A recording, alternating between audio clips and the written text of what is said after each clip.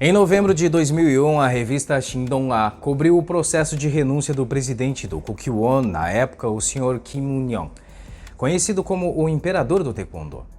No ano anterior a 2000, a comunidade do Taekwondo na Coreia se levantou contra uma drástica rotatividade de pessoas na liderança da modalidade, bem como uma óbvia trapaça que ocorreu nas seletivas da seleção coreana em abril do mesmo ano. Em resposta, o presidente Kim Un-yong reagiu emocionalmente e ficou envolvido com o assunto o resto do ano. E durante esse tempo, os dois lados se enfrentaram duramente. O movimento da reforma da Aliança para o Taekwondo contra o presidente Kim e seus apoiadores. No final de uma longa luta pelo poder, uma situação catastrófica foi resolvida com a retirada de Kim nas linhas de frente do Taekwondo. Mas ainda assim, a semente da discórdia não se dissipou completamente.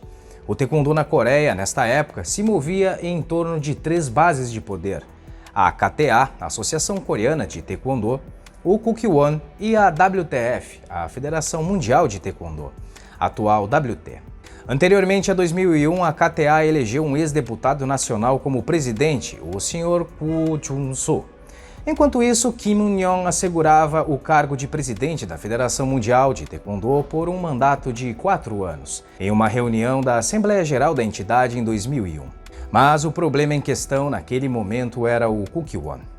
Se ainda não és inscrito aqui no canal, te convido a se inscrever e ativar o sininho de notificações, assim o YouTube te avisará toda vez que novos vídeos forem publicados. Eu me chamo Alexandre Coelho dos Santos e este será o tema para o vídeo de hoje. Vamos lá!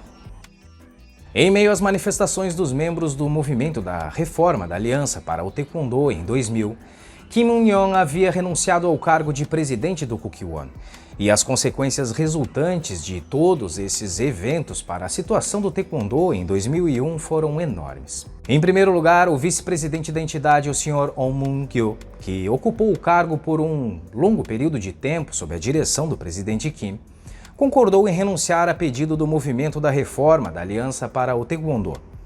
Além disso, Im Yoon-taek, secretário-geral adjunto da Federação Mundial de Taekwondo, um antigo associado próximo a Oh Min-kyo, que esteve envolvido na seleção dos árbitros e juízes para a seleção nacional, foi detido sob a acusação de obstrução de negócios públicos e acusado de violação de confiança e prevaricação. Por outro lado, o presidente Kim Un-yong e seu filho Kim Jong-un, conhecido como Jong Kim, estavam sendo investigados pelas autoridades judiciais. Lee Jong-woo, o vice-presidente do Kukkiwon, junto com Oh Moon-kyo, o ex-vice-presidente, foi um jogador-chave no desenvolvimento da mitologia de Kim Un-yong.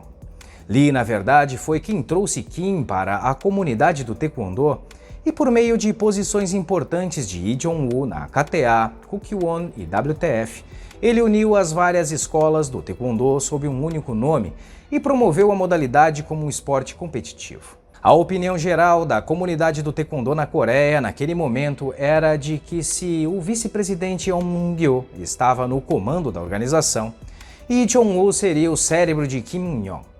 No entanto, Lee também era conhecido por ser uma pessoa que criticava o presidente Kim.